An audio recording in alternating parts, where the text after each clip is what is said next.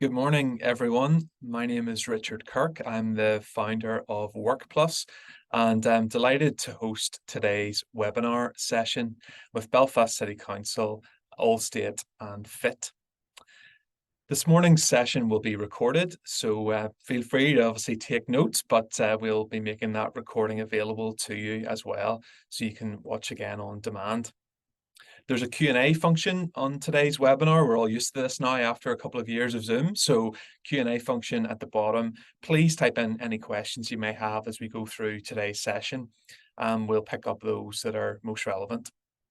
So today's session is really exploring an exciting early talent pathway, the Technology Employment Academy, which is an initiative of Belfast City Council.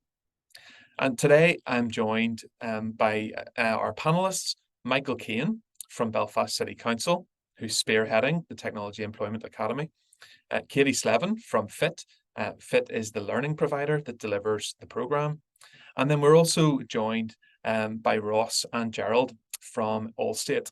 Allstate is an organisation that has been participating successfully in the Technology Employment Academy. And we're delighted that they are here today to share more about what it's like as an employer and what it's like as a graduate of the Technology Employment Academy. So without further ado, I want to hand over to Michael Keane, who's going to take us through the programme, tell us a bit more about it, and then Michael will lead our conversations with both Ross and Gerald. And then at the very end of the session, we'll have a time for Q&A. So please do submit your questions as we go through, and we'll try and pick up as many of those as possible. So Michael, over to you. Richard, thank you. And good morning to everyone. I'm just in the process of sharing a few slides here. Hopefully you should be able to see those come up on your screen shortly. So as Richard said, I'm Michael Keane. I may be known to some of you. I have been in council a couple of years, just over a couple of years now.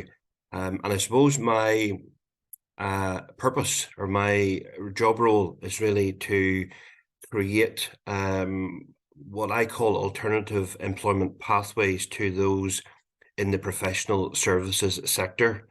Prior to my existence in council has supported many sectors in a similar way by providing alternative employment pathways, but until recently we weren't offering what I'm about to describe today within the professional services sector to include technology.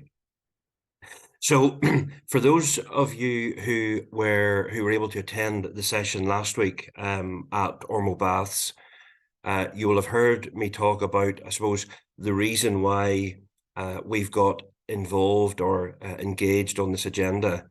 And quite crudely, when we look at the growth in some of the higher value add sectors of our economy over the next 10 or so years, and when we contrast that with the number of people which some of our formal education routes, the HEs, the FEs, all of which are doing very, very good and sterling work, if you look at the pure numbers that those pathways are generating, there's a quite a stark gap in those two numbers, to the extent of almost 50%.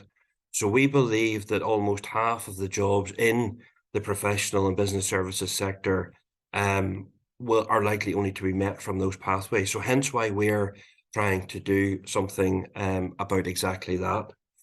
And I think the way in which we're trying to do that could be described as innovative. It's certainly relatively new. And what we're trying to do is, Belfast and Northern Ireland, unfortunately, lingers at the bottom of a league table around economic inactivity across the UK. And that means that we have a high proportion of our people who are currently not in work. Now, I, for one, don't particularly like that label of economically inactive, because when you dig beneath that, there is a very broad church of individuals. You've got people who are right on the cusp of finding a role or their first job or a return to the labour market, as well as people at the other end of the spectrum who have multiple barriers that need that need attention as well.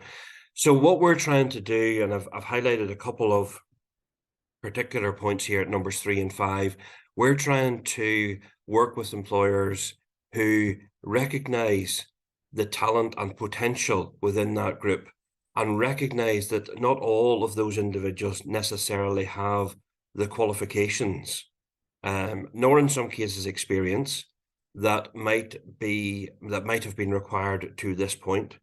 So what we're doing is we're encouraging employers to consider people who can demonstrate strong aptitude for a career in tech, and we're looking to substitute that aptitude and those skills required with the pure need for qualifications as being a benchmark.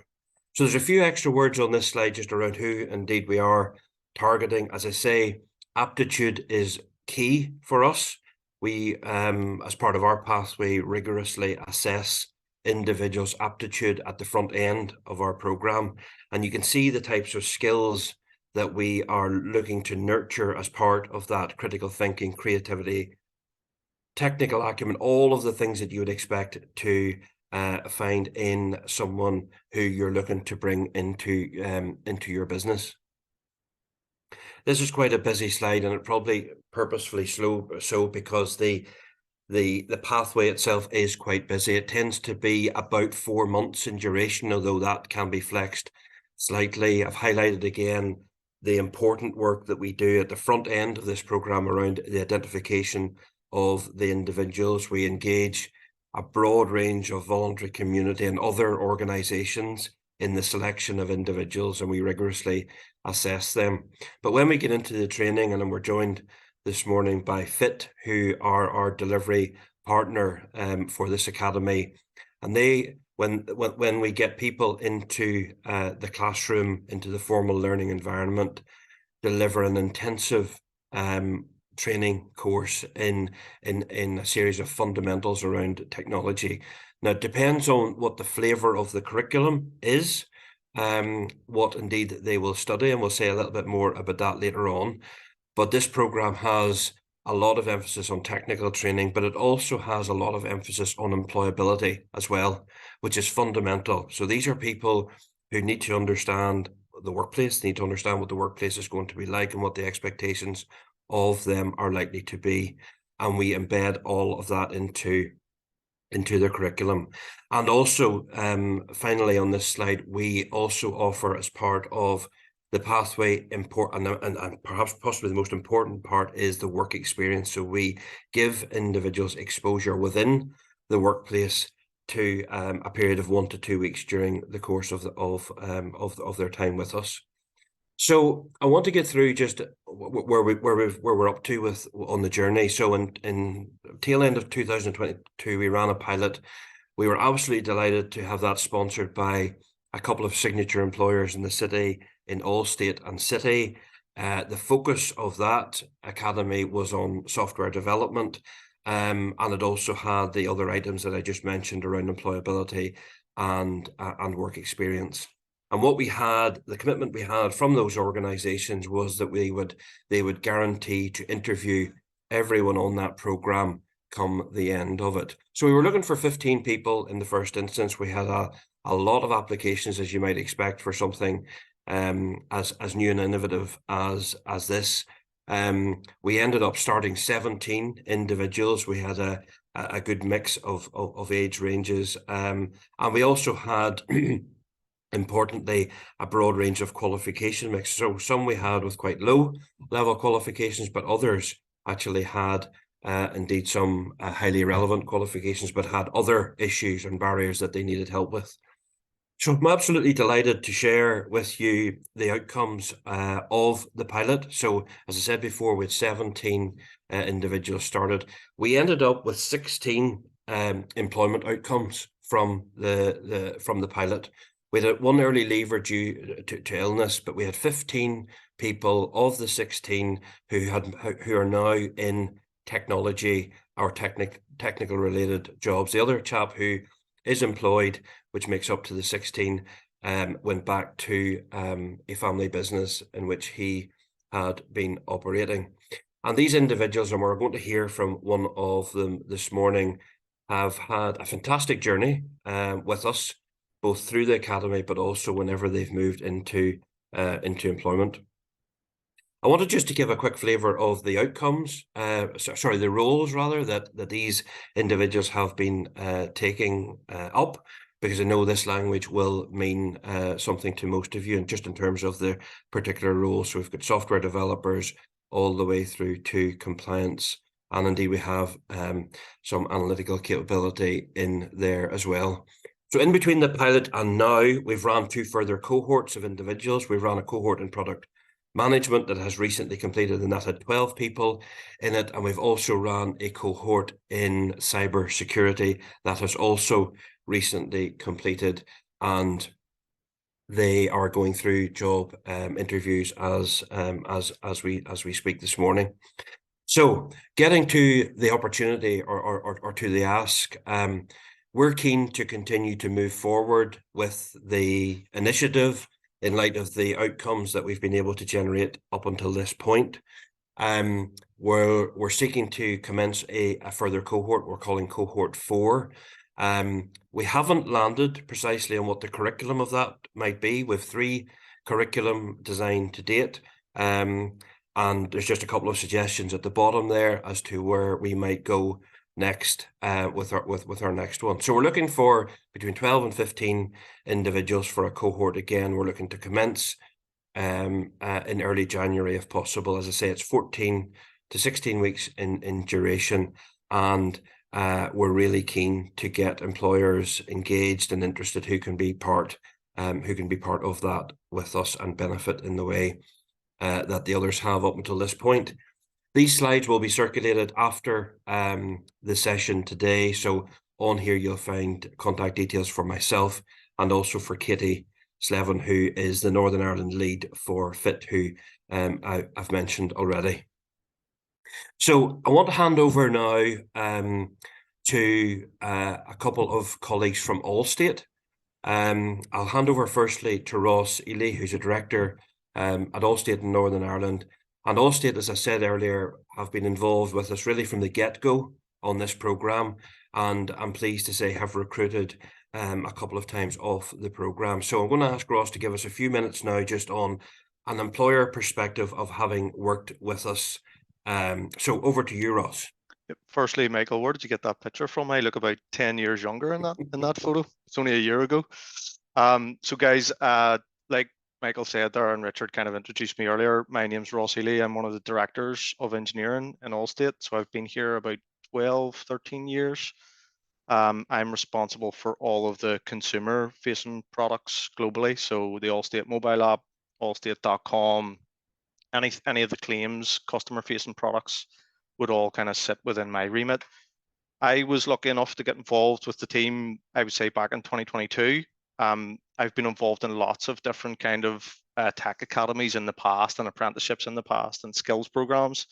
And from my perspective and the Allstate perspective, what stood out with this one was a few things, right? First of all, was the tailorability of the program itself, right? So we had a seat at the table, we had input into the curriculum, we were able to tailor it for what we needed in that business. We worked alongside City and Michael and Katie, and I'm going to embarrass Michael and Katie here too. It was also the team that was involved in it. So when you're working with a team that's enthusiastic and invested in the outcome, it just works so much better, right? So the collaboration right from the start was seamless. And I found in previous skills, which is always a bugbear of employers' mind too, is time's precious, right? So it's really difficult to invest a lot of time in programs like this. And again, this is what stood out, was that the team know when to engage us and when not to. And it was the only real commitment that you have is to set up that work experience and feed into the curriculum and then interview the folks at the end. So things that you would want to do anyway.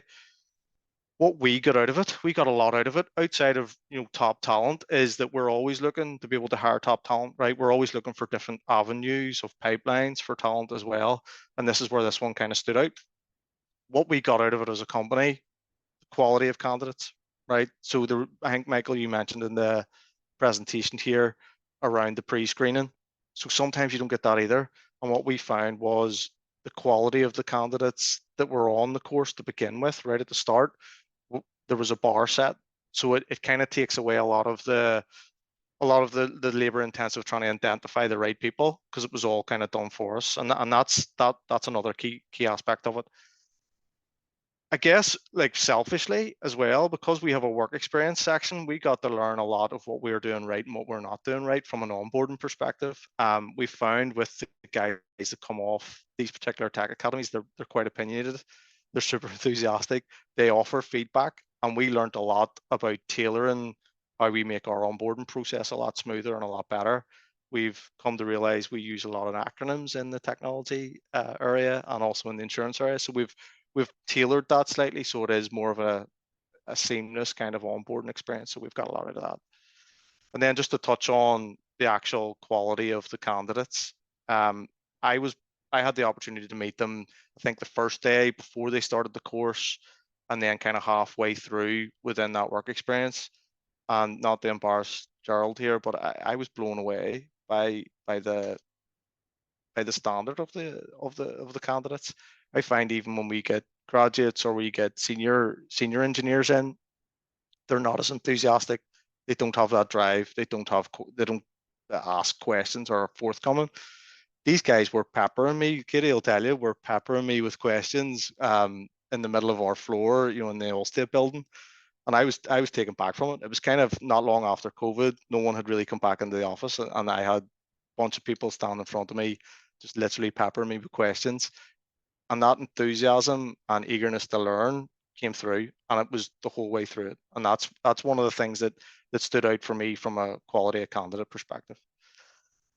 Fast forward 6-12 months now, where those candidates have been in place, they're flourishing, right? And Jared's a perfect example of this, and he's going to kind of speak right after me. But he was dropped into an area that's quite difficult, right? So it's not support, it's straight into development. He was dropped straight into immersive training alongside full stack engineers, and fast forward to where he is now, and he's a valued member of the teams. He's doing really well.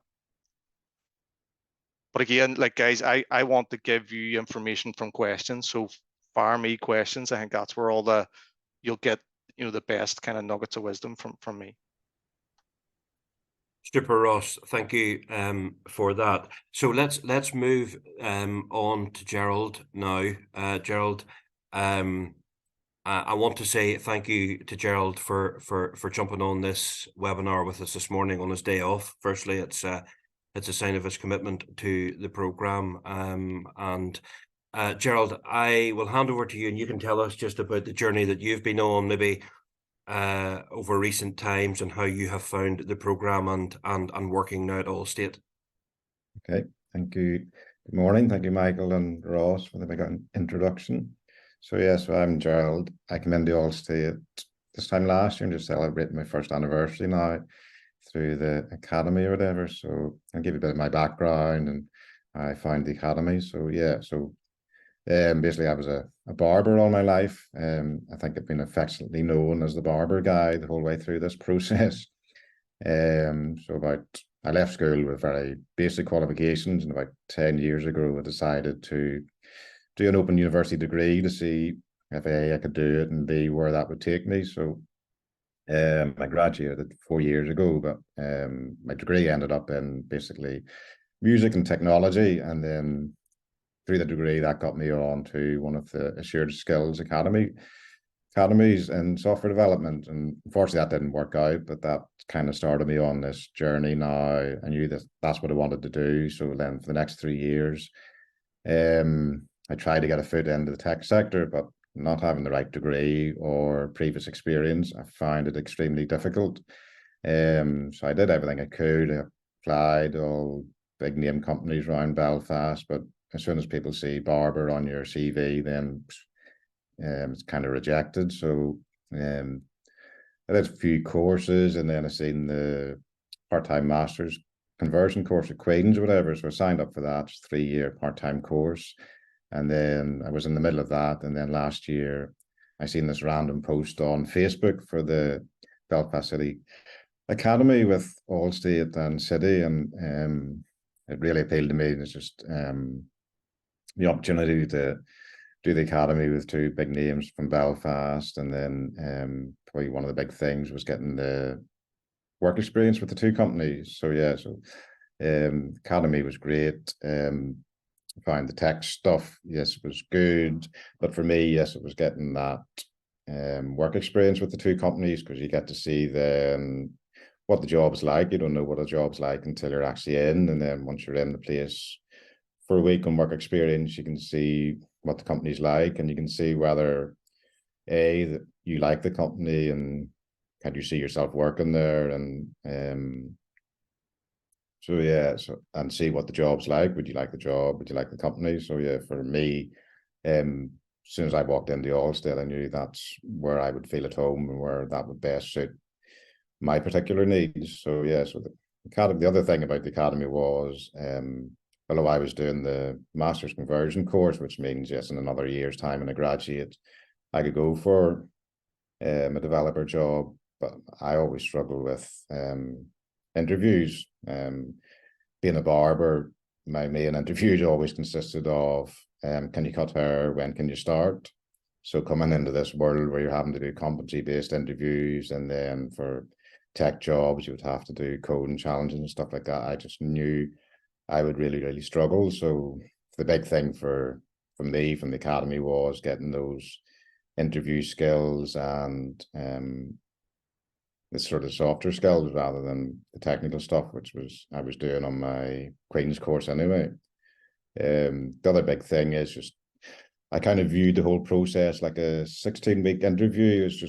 Was that chance to get to know the companies and for them to get to know you and you to get to know them. So come the end, when the interviews came around, and it kind of felt a lot more relaxed because you were going in with your fellow classmates or whatever. You were all in the same situation and you knew the people interviewing you, and I felt a lot less stressful. So thankfully, yes, it all worked out. I got a job in Allstate. I've been there, so I've just celebrated my first anniversary and I love it. I mean, it's great. Just getting thrown in there, as Ross says, basically the deep end, but it's great, and it's been a great team. Everybody's been really helpful, been made to feel like part of the team and part of the company from day one. So I mean, when Ross asked me the other day to do this, I mean, there's no question. Absolutely. I mean, I think these academies are great. I mean, I think there should be more of them, because for people like me that maybe don't have the right qualifications but are keen to learn, and just it's just a great opportunity to.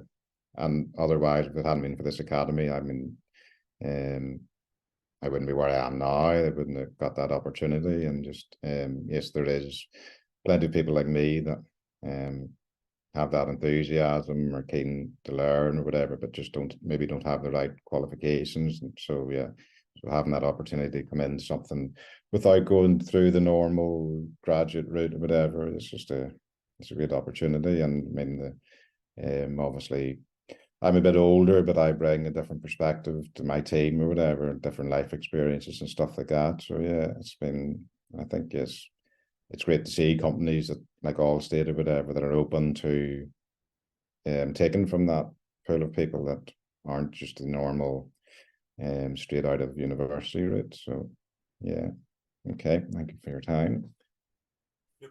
Super, Gerald, and thank you for that. And I'm sure it's as clear to everyone else on the meeting as it is to me, the resilience and dedication that Gerald has shown, not only in his execution of the academy, but also his diligence and feedback about his work for Allstate right now. So all credit to you, Gerald, for sticking with that. So look, guys, I hope that has been of interest and relevance to you. And I hope it's at least in part, if not in full, in line with your expectations from this morning. We were really keen to leave a good bit of space on the meeting to hear from you and to take questions, etc. So we're keen to move into that quite soon. It's always difficult in these sorts of things to get the balance between sort of theory and application right. So what we've tried to give you this morning is sort of a few of the parameters of the academy in terms of the history, what the duration of it might look like for you, how you might get involved, and importantly, what that involvement might look like. And we've also then tried to just give you a flavour at first hand from an employer and an employee perspective. So Richard, I'll maybe hand back to you now. I'll come off share on this whenever I might get a chance to see some of the questions coming through, because I didn't just want to do that in case I knocked off the share earlier. So over to you, Richard. Don't worry, Michael. Thank you, and thank you, Ross and Gerald, for sharing as well. That's been a great way to enter into this next stage of the webinar, which is the Q&A. We've got a question coming through, Michael, which I think you'll be able to pick up on. So, a question asking, is there a maximum number of employer sponsors that you're looking for here? If only 1 or 2 companies sponsor the academy, do they need to provide work placements for the full cohort? So the example you've given here is with Allstate and City working together to create those 15 employment opportunities. How are you looking for employers of that size, or how can this work with multiple employers coming together? So look, our objective here is to tailor this academy to the needs of employers. I guess where we started from was I guess we had a bit of a coalition of the willing, I guess, in the first instance, and all credit to City and Allstate in the first instance for being the first movers on that. That is not to exclude any organisation from participating in this. There does come, there is sort of some economies which you would imagine whenever you go to run these types of cohorts. So we're looking for cohorts of between 12 and 15 individuals. That's I suppose the starting point. So where there is sufficient employment or the opportunity or potential of sufficient employment opportunities to that extent, then that's largely the number of employers. So if we're looking for, so if you're an employer and you're thinking maybe 2-3 people, we probably need 3, 4, 5 of you. If you're larger organizations who maybe are thinking about a bit more than that, then perhaps it can be more of a City and an Allstate type model. But I certainly would welcome any follow-up conversations with people who are minded to get involved in this, regardless of what size or number of people you think that you might be interested in. There are areas of our offer that we are quite strict about, and one of those is in relation to the idea of offering work experience, because we think work experience is one of the key components of, and Gerald pointed to this as well, one of the key components of the programme, which is a bit of a non-negotiable. So when we ran the pilot, for example, we were in a place whereby we were able to offer work experience in both organisations. And that's probably was like the gold standard, where all individuals were getting to see both organisations. That need not always be the case, but we do ask you to consider work experience as part of your, I suppose, commitment to the programme in the first instance. Okay, thank you. Just a reminder to everyone, type your questions in the Q&A, and we'll pick up as many as we can. Katie, maybe I could just bring you in at this stage, just around the program itself. So this is quite a short program compared to, say, a full apprenticeship or degree. As an employer, is there accreditation around this program, or are you finding from the employers that you work with, accreditation isn't so important? It's more about the experience that people are getting as they go through, and actually that's more important rather than the accreditation. So any thoughts on that, Katie? Yeah, so thank you very much, Richard, and everybody. You're very welcome today. Yeah, so really just what has been said on the call, Richard, and I think Ross very much illustrated it strongly from an employer perspective. This is an employer-led academy, so it's really working with employers to see where they're seeing gaps or skills needs within their own business, and how we can develop curriculum to help satisfy a talent pipeline for employers. Now, accreditation, we haven't found so much emphasis on it, to be honest, Richard. Employers are very focused that they would like these skills embedded into their curriculum. They would like people to be coming forward with this skill set. But in the past, we have added in certification. Now, we've got to be realistic that these academies, as Michael has mentioned, are maybe up to 4 months in duration. And, you know, certifications come with particular guided learning hours and things like that from the accreditation boards. So we're able to offer mini certificates as such for some of the modules that participants complete when they're on the academies, and that then they could eventually, you know, progress at another stage to obtain the full award. Complementing that as well, Belfast City Council also have their digital badging, just also as micro credentials too, to award participants of the individual modules that they have learned while they're on the academy, because we want them to have recognition for their learning journey, and also as well then that there's recognition for employers, whether it be the current employer that takes them following the academies or in the future as well, so that they've got evidence of the learning that they have obtained. But it hasn't been a huge focus for us, Richard. It's not a huge ask of employers that they're seeing those certifications embedded into the curriculum, but more so that they have worked with ourselves and Belfast City Council hand in hand to build up a curriculum and a training pathway that adds value and helps people transition into employment. That's great. Thank you, Katie. A couple of questions coming in around that work placement. So I'm keen to hear from Ross. Ross, maybe you could tell us a bit about what did that actually look like? How frequent was it? And Michael, I wonder, there's a slide which shows the program which was done previously. I know that's not fixed and it could be movable. I wonder, could we maybe share that slide of the program and looking at each week and when the work experience opportunities happen? There are a couple of questions coming in or asking for that. So Ross, can maybe give us some thoughts from your perspective on that? Certainly, it might be different based off the size of the company, but I do want to try and debunk the perception around work experience. It's not a burden on the employer, right? So you don't have to create big projects. This is more of see it as kind of a two-way street, in that you want to showcase what the company does, but also use it as an opportunity to observe the candidates. Like, that's ultimately what we did. So from an Allstate perspective, we obviously have a lot of different types of roles and different organizations within Allstate. So we'll have data scientists, we'll have full stack engineers, we'll have different engineers and different tech stacks. We wanted to give the candidates kind of a full view of what Allstate had to offer, and we wanted to also see where those candidates may fit based off like how they were within their work experience. Again, it wasn't like we created a project for them and set them on the side. This was very much like a shadowing experience. So it was like a day in the life. So they would sit with each of the different engineers on different teams, and they would get a feel for what that day felt like. And we would get a feel of how that person kind of engaged, collaborated, and approached problems ultimately. So see it as kind of something that you can tailor within your own organization, but it shouldn't be like a burden aspect of it. It should be very much could sit alongside like an engineer that you have.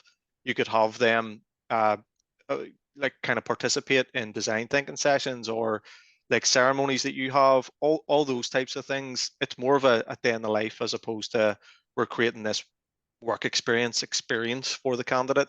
It should just be like an everyday, so that they get a flavor of what the company's like and you get a flavor of what they're like. That's great, Ross. Thank you. And there's real as more smaller employers might come together around something, could be real value in sharing ideas around that. And we've been working with businesses that have been engaging in work experience for 16-year-olds, and they're very keen to share ideas and best practice with each other, and it could be something that comes as we bring more employers around this program. Michael, just on the program, I know it's not set in stone, but is that something that we could maybe share with folks now? Yeah, I was just responding to a few questions Oh, there no as problem. well. So let me just put this up. So I think this is the one you're referring to, Yes. Richard.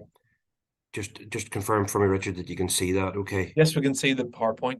Yeah, perfect. So just upon Richard's prompt there, and hopefully this is helpful. You might need your magnifying glass out to be able to read this, but the purpose of this is to give you a sense of what a curriculum might look like.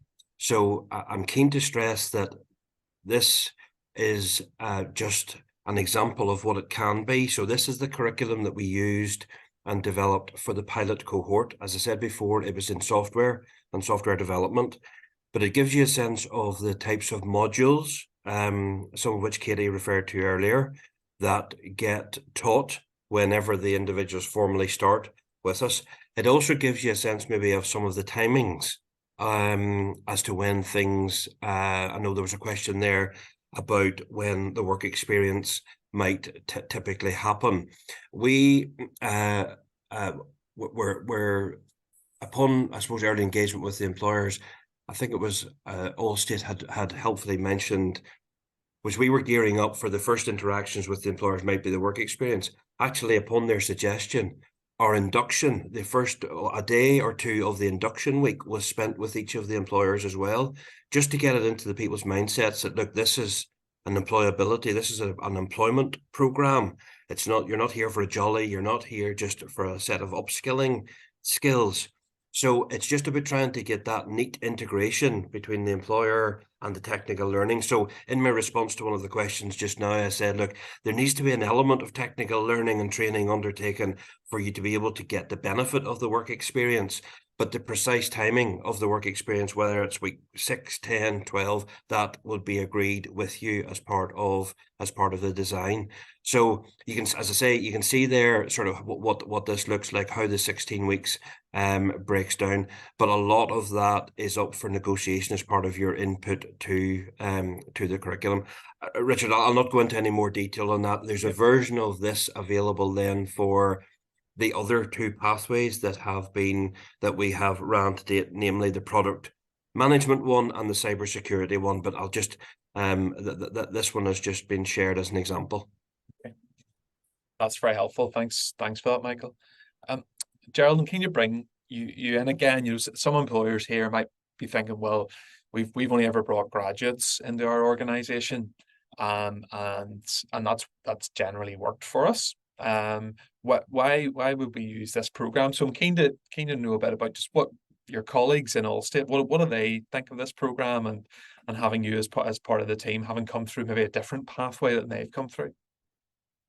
Yeah, I think it's kind of what I said before, is like everybody brings different experiences and skill sets to the team or whatever. So like if you have a team that all just straight university graduates, they're all the same way of thinking or whatever. So like I can bring things that I've from my previous work experience or life experiences, whatever. I can bring different opinions or perspective to things or whatever. So I think that's key part of it. Like in the other people in the academy or whatever, they all the same. The guy sat beside me was a chef. The other guy sat beside me was a plumber or whatever. So I mean, maybe don't think those are relevant things for like technology role, but it's all problem solving and whatever, and it's looking at things from a different perspective. So yeah, so I think yes, it's one of the other guys was a keen coder or whatever, but he didn't have qualifications, so he couldn't even get on an apprenticeship program apart, but it was only through the academy thing that he got, and he ended up getting a job as a programmer as well with City. So I mean, it's there is that talent out there that maybe don't fit the profile for standard route in. So yeah, so I think yeah, it gives you bringing from that gives you a more rounded team or whatever. It's not just one, it's just different ways of looking at things or whatever. So yeah, and I mean it's a great opportunity, man. I'm thankful for the academy. It's got me where I am now, and I'm loving the job, and it's just yeah, hard to believe. Can I pile on that one, Richard? So Yes, go for it. like I've obviously been in the engineering space for quite a while, and what you'll find is it's one of those strange areas where it's not really about the academic side. Like the academic side helps, right? When you understand the concepts around like object oriented programming and like large language models and stuff like that, the theory behind it is important. But what's probably arguably more important is how you approach problems, how you solve problems, how you think. So even when we have our graduates come in, we do assess them for how they approach problems. Like, it's not just about the academia. So that's why this particular program is really good, because you're removing one of those kind of prerequisites that's, I would say, not necessarily always needed. It's important, but it's not like essential. So that those kind of aspects of how you approach problems and how you think are more important, in my opinion, because the technology stack and the fundamentals of coding can be taught, but how you think and approach problems is very difficult to change that. It's a certain type of person that fits an engineering role. Certain type of people fit the product management role. So it's about finding those aptitudes. I think Michael touched on it earlier, that people gravitate towards, and those are the folks that will be successful in those types of roles. Yeah. And thanks for that. And Michael, I can see you're responding to a few of the questions, so maybe I'll just pick up on those as you're typing. So a question came in about how often are we hoping to run these programs, and there's real buy-in from the senior leadership within the council, and they really will be run where there's demand and commitment from employers. You picked up on, Ross, you mentioned about aptitude there, and Gerald, you mentioned that it was a simpler process for you to apply to this. So there's an aptitude based test as part of the application. Is that right? Yeah, did you want to cover that, please? Yeah. So Richard, we're mindful, and I agree with Michael. I don't like that economically inactive label. We've all these wonderful labels in Northern Ireland, but we want this academy and these training programs to be accessible for all. It is about being inclusive and a diverse pool of people. But we're mindful as well that technology is not fitting for everybody either. And although we have a very huge demand of registrations for these academies, and for a lot of people, they see that that's where there's opportunity, that's where there's jobs, that's where there's growth. It's very current at the minute. But we want to ensure that we are getting the right fit for the programs, and ideally as well in the long term, the right fit for employers.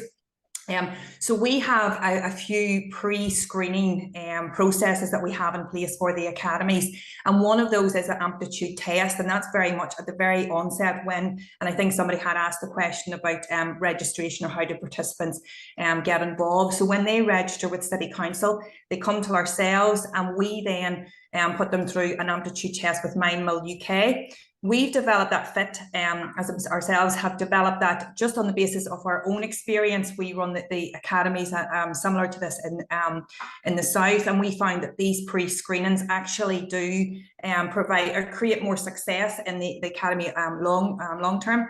So participants, they partake in an aptitude test with MindMill, and really it's a psychometric. So we want to see if they're fitting to work in technology, if they have the problem skills, solving skills, analytic thinking, those real core skill competencies that would help them to progress into technology. And as well, we want to make sure that they're fit for the training also, because it is intense, it's full time, and we want them to be able to deliver within that learning training as well. And part of after the aptitude test, if they are successful on that, they then actually go through interview processes with us as well, just to get to know them, to see what is their enthusiasm, have they that ambition to work in tech, are they the right fit? Because we want to make this as flawless as possible for employers. And Ross had touched on that, how this was so seamless when he was involved in the academies on both occasions, that we were selecting people that was fitting to Allstate and to work within his business area. So yeah, there is the aptitude, and then there's an interview as well. And very much we want that to be a two-way process with employers, so they can be very much involved in that. And I know on one occasion Allstate were involved in the selection process when we were coming through for the recruitment onto the training. So it's just making sure that we have the right people. And for those that maybe at that point aren't successful, Richard, it's just not now. It's not a case that you're not going to be able to pursue technology, but maybe just not now. And we direct them to maybe more fundamental or foundational courses as a build up to maybe coming on to an academy. So we just want to make sure we've got the right people. Yeah. That's fantastic. Thank you for that, Katie. That's really helpful.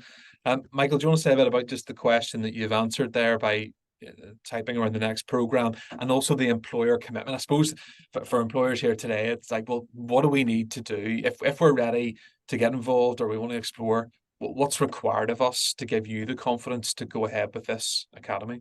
Yeah, thanks, Richard. And look, you know, our ambition here, and I think our track record on this, is that we do the heavy lifting on this. We do the heavy lifting, and what we do is we try to minimize the burden we place on employers, but we do need some things. So I think it would be in your interest to get your eyes on the curriculum to make sure that you have that individuals are being exposed to enough content to make them relevant for the job roles that you might be thinking about these individuals for. So that's the first thing, I think, in terms of just getting your eye on that. Katie and the team design the curriculum, but there's certainly lots of opportunity for discussion, negotiation around the margins of that, around wanting to see more of something or less of something. So that I think it'd be worth spending a little bit of time on that. Secondly, our commitment, we ask you to commit to give some work experience. So that's people coming into your organization and experiencing what the culture, what it's like, what your business, what your core principles and what your core business day-to-day looks like. And that'll give people a good sense of whether they get that fit that Gerald talked about earlier, whether they see that as being a fit for themselves. And the third thing that we ask for is just that guarantee of job interview. So it's not, we're to be clear, we're not asking you to commit to employ. We're asking you to commit to interview, and you're interviewing for a bona fide, genuine role which exists within your business. So those are the three areas. They're on the slides there. You can get a look at them again in your own time once we circulate. But those are the three, I would say, fundamental asks that we have of employers.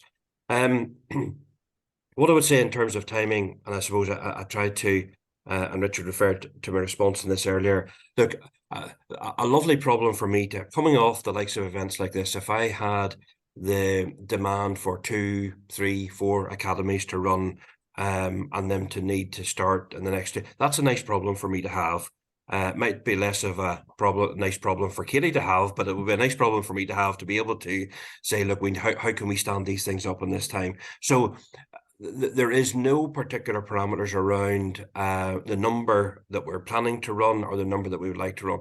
But what I can say is we're in an area of growth. We're working in a sector of growth. We're in an area of where council wants to invest finite resources, I might say, in this space. But from John Walsh down, our CEO down, they are giving strong signals that this is an area that they want to invest in. So in terms of when we run, how fast we go and when we run the next one, we will be governed by you guys on that. We will be governed by the extent and nature of demand that comes forward, and I guess the speed at which it does so. Richard. Thanks, Michael. Thank you. And we've heard from Ross today, and you mentioned City were involved in the initial pilot. So when we think about this Technology Employment Academy, is it really just limited to technology companies, or do you see it going to other types of organizations that might have a technology function? So, and I'll have a go at that, and then maybe Katie wants to say something to build on it. So, I guess, you know, whenever you introduce something new, like, you have to start somewhere. So we started with maybe some of the more household names that people would associate it with tech. As we've moved through subsequent cohorts, we're now preparing candidates for interviews.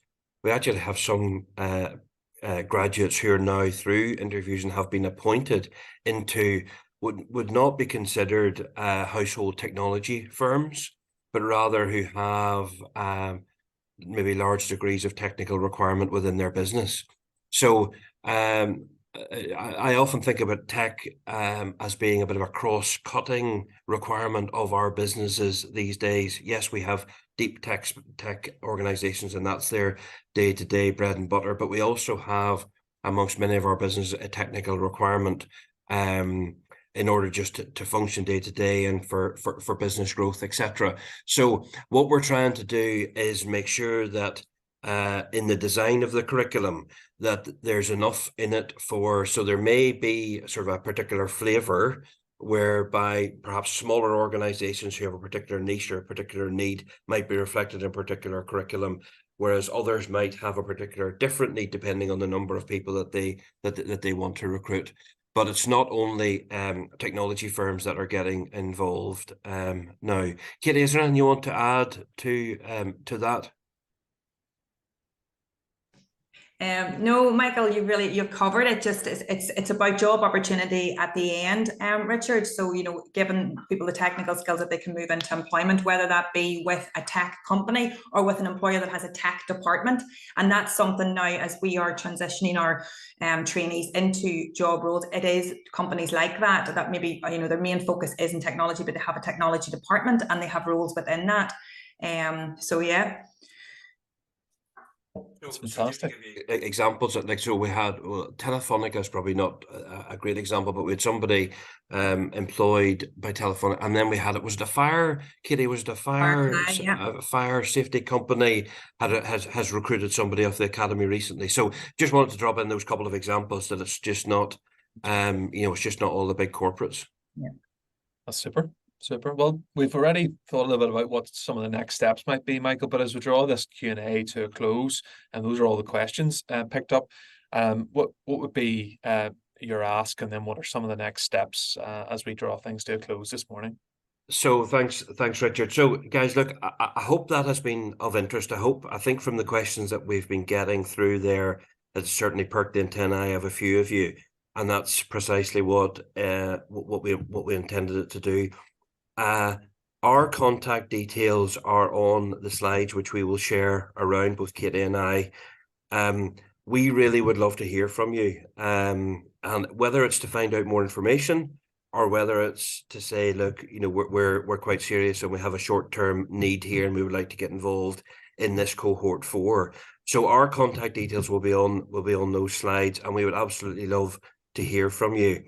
Our experience to this point has been that for some they can move quickly, but for others it can require a number of conversations, and both of those things are equally fine. So I suppose our door is open, is what I'm saying, and we're very, very keen to understand the precise nature of your needs and requirements and how we can help you. I think what we've heard from the various actors over the period that we've been working on, indeed today, is that there are elements of distinctiveness about this offer which give us encouragement to keep going. So that's what we plan to do. We plan to keep going with it. And as I say, the funding that's is currently coming from council.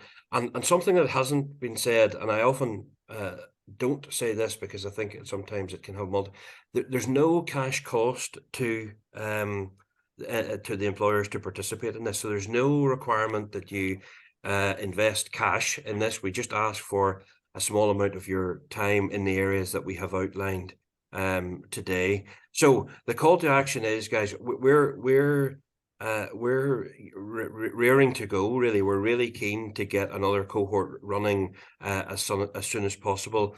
That January start is a pretty hard start for us. It's a pretty hard deadline for us to, because whenever you think about how the 14 to 16 weeks rolls on, that'll take us into a new financial year. So we're definitely looking to get something off the ground in January. But we do recognise that for some of you, this is the first time you're hearing the message, and you might need time to reflect and ruminate on that with yourselves and with colleagues. So I understand that. But please do take the opportunity to reach out to Katie and/or I, and we would be delighted to have a chat with you.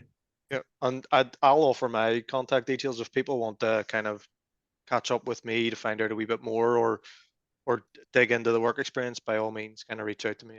Michael, Katie, Richard, you have my details. You can pass it on. That would be great, Ross. Yes, we'll make sure to include your details in the follow-up email as well, and we'll also, you know, ask you as well, if it's not a decision for now, like what would be the process that you would need to run internally to have that conversation? What more information would you need, and who do you need to bring along with you on that journey?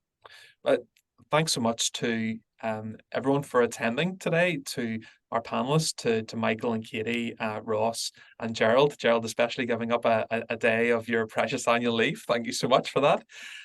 It's been really encouraging to hear more about this really exciting alternative pathway into technology roles here in Northern Ireland, and we hope it's something that can be of real interest and help to really grow our economy.